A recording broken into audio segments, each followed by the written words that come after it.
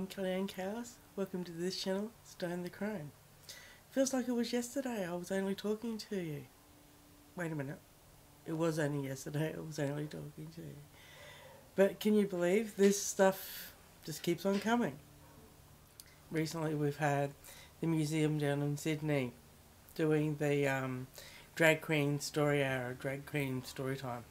We've had two drag queens playing Lego with kids. The grossness just never ends. It's just yeah, it's crazy. This world's crazy. What can I say? You know, I used to sit back and I used to watch everything happening in the UK and happening in America and thinking, gee, I'm pretty glad that we're down here. You know, we've only got a few of them. There's only a few of them here in Australia, but it's just ramping up so much. It's in the last few months, especially this year, it's just been non-stop, and most of the information that I'm actually getting is actually through the Daily Mail UK, and you know, like there's not. Like, that sort of blows my mind, you know, that these things are covered a lot more by what's going on, you know, I suppose, because of what's going on over there, but they're reporting it more on Australia than what Australian media is reporting on it. So, anyway, there was these two drag queens at this drag queen storytime event playing Lego with kids, and they were using the big Lego, the big, you know, and it's just really, you know, where does it end? Like, where does this end? I mean,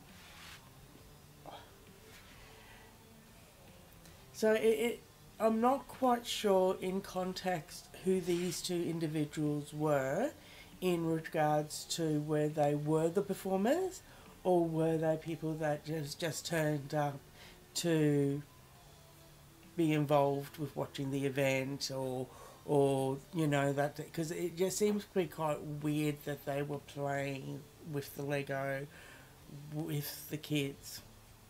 The two gentlemen in drag with the kids in Sydney Museum. So I had a little bit of a look into drag queen storytime, story hour over here, and what I had noticed is all these events that seem to be run by rainbow families, for one, like involved with, and hand in hand with the government. So they're literally like government funded drag queens, from my understanding. That's how it seems to be. It always seems to be like Sydney Council run, or Brisbane City Council run, so it's local councils that are running them. And the other thing that I had seemed to notice, like with the fact that they were government sort of funded and government run, was that they are free. They're not costing anybody any money to actually go and watch them. And, you know, look, my way of thinking of the universe based on my interaction with being a human is that nothing's ever free. Like, nothing in this world is ever free. If something's free, then you're the product. Like, you're the cost.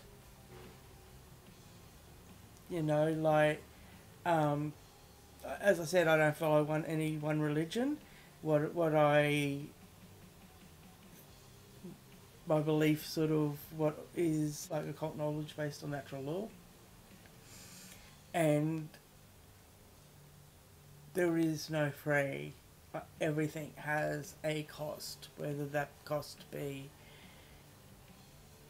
physical, time, effort, as in like maybe some sort of barter system, or a monetary cost. Like we've given a token we've invented a token, money, coins, to represent what is human resource, which is human effort. So apart from grass, trees, cows, animals, everything that's in nature that would exist if humans didn't exist, if you took humans out of the picture, all that other stuff would exist fine without us. Everything else, this, my chair, everything else is made by man. So taking all that out, what would man be without that? So back to the drag queens, back to the parents. They're going for free. What is the cost? By natural law of correspondence, what is the cost? What is the cost for that interaction? So what is the cost for that entertainment? As a belly dancer in my past, you know, and boy, we kitted out in our drag, you know, makeup, hair, costumes. No. No. Costumes, that all takes time. Choreographies, that all takes time. You want something in return. Because when something for free, you're the product. That's just how it works. Right? You can believe me, not believe me. What is the cost to these kids? To be sitting there with these drag queens, which I don't know were the performance, or where they were ring-ins, and because it actually says on this particular thing, for the event, it says that everybody was welcome. Everybody's welcome. So this invites children. This is an underage event, and everybody is welcome. So one of the particular fellas, one of the drag queens, had a really short mini skirt and net stockings, and pretty much almost had his junk out. It was very short, very short skirt. Yeah.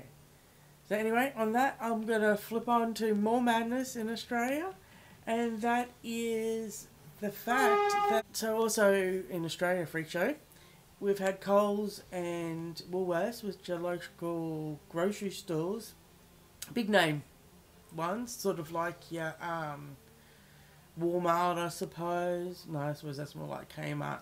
Probably more like, yeah, I don't know, Safeways and shit like that. I don't know. It's a shopping centre. It has food stuff.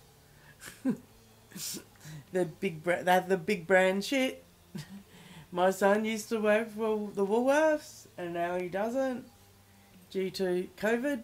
But yeah, that's another story. We want to boycott them. So now we want to boycott Coles as well, because they are giving their gender people, their trans people, they're giving their people 10 extra days a year for any gender affirming surgeries or therapy that they may need. You can't make this shit up. So your average Joe, right, your average person, woman, having hot flushes, having issues with her, no, not for you. What about the woman who actually has breast cancer? What about that woman? You know, does she get the extra 10 days a year for her, you know, treatment and cancer treatment and her, you know, reconstruction issue? Nah, not for you. No. What about the dudes? Like the fellas, you know, the packing guys, the managers, did they get it for if they get prostate cancer, do they get an extra 10 days for their checkups and that? Nah, not for you. Nah, sorry, can't have it. Only if you got purple and blue and green hair and the pink hair. So they're also straight up, I mean, in Queensland here, we don't have self-ID yet, but these companies are literally doing a, like, skip over that shit and allowing them to go to whichever bathroom will affirm their gender.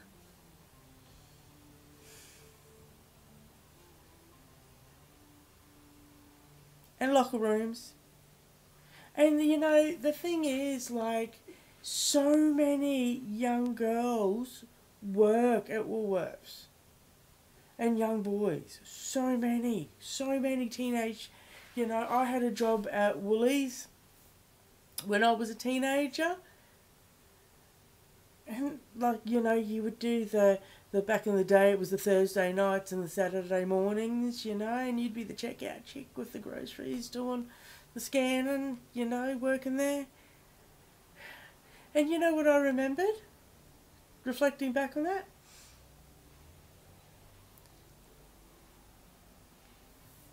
I wasn't allowed to wear my nose ring. I was allowed to wear one pair of earrings, no nose ring, when I worked at Woolies. The other thing that we were not allowed to do was between, if when it was cold in winter, we weren't allowed to wear leggings with the uniform. We had to wear tailored pants, and if we wanted to wear the tailored pants, it was only between Mother's Day, which is in May, and Father's Day, which is the beginning of September here in Australia.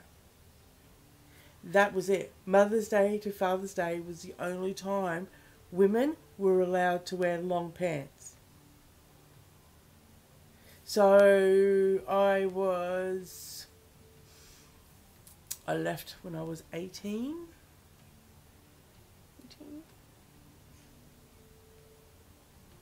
20? I worked there for a couple of years. 46 now, something.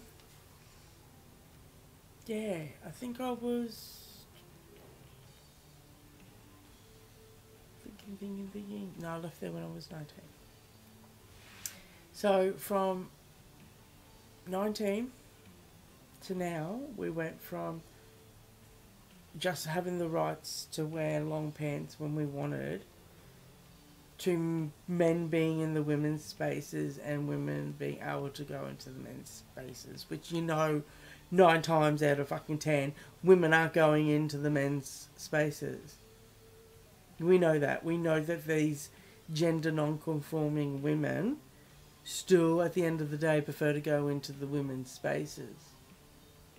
Which makes no fucking never mind at the moment, eh? Does it? Really, mate? Hey, come on. Does it make any fucking difference now? You know what? We're probably actually better off going into the men's bathroom, come to think about it, because there will be literally less mofos there. Because all the men will be IDing as women to get into the women's space. So you're more than likely safer off being in the men's bathroom, because the only people left in the men's bathroom more than likely are going to be gay men that aren't interested in you anyway. And that, ironically, is funny, isn't it? Because that's the narrative. If you say to anyone, we don't want the trans-identifying men in women's spaces, they always go, but they're not interested in you.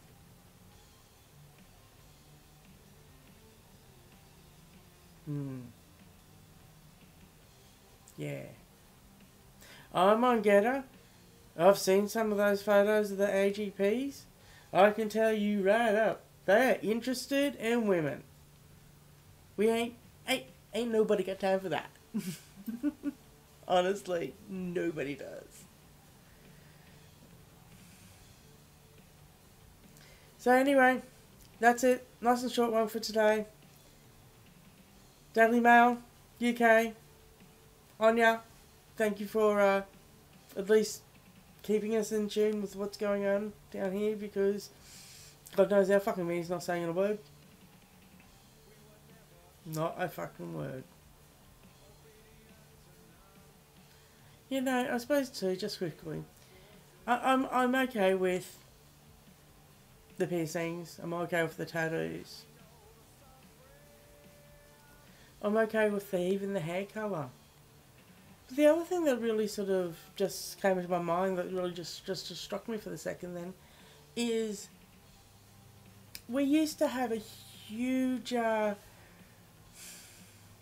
amount of pressure on us to be more suitable for work, like to wear more suitable attire, to present ourselves in a better way, you know, to present ourselves with a little bit of self-esteem, a little bit of presence, you know, to walk out into these interviews like we want the job, and they're not looking like that, these people. They're not looking like that. Like, I'll put it at the end of the video, you know, my little slideshow like I do.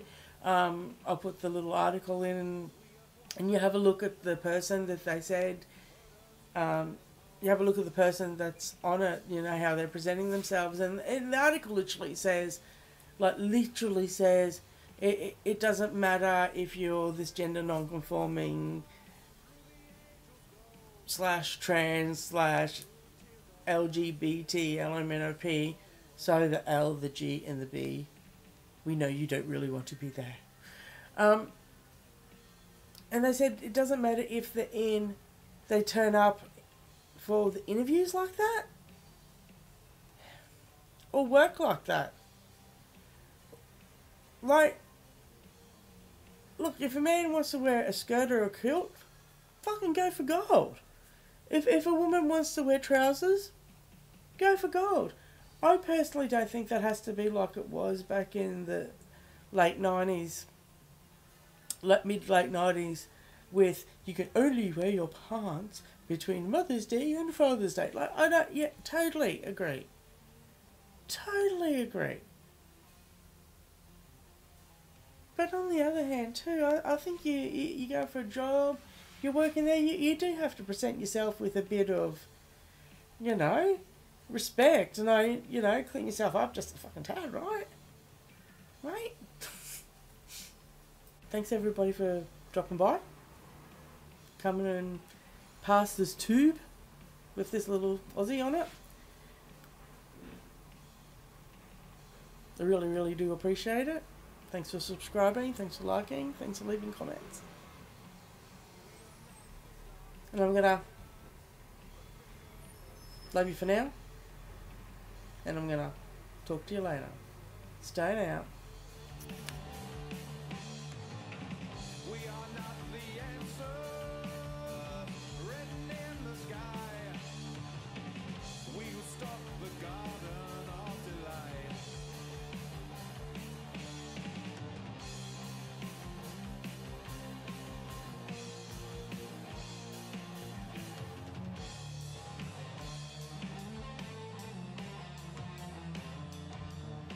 Kelly and Cass back.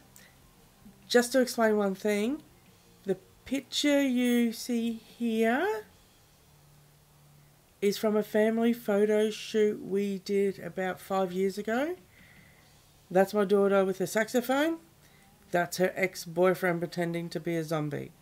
So the photo shoot we did was with a friend of ours who is an amazing gore makeup expert and photographer.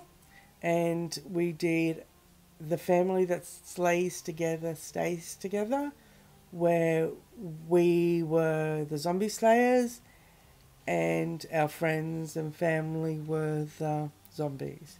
So the whole idea was to bring out our personalities. So my daughter used her saxophone as her weapon, as a belly dancer and a sword dancer. I got to use my sword. My husband used his guitar because he plays guitar in bands, and my son doesn't mind the old Yu-Gi-Oh card games, and he had an old Yu-Gi-Oh dual disc that he did up. So just to explain that, that's what it was, from a family photo shoot, because as I said, I do like my gothy / stuff. So just in case that pops up in the background again, you guys know what it is. Anyway, see ya.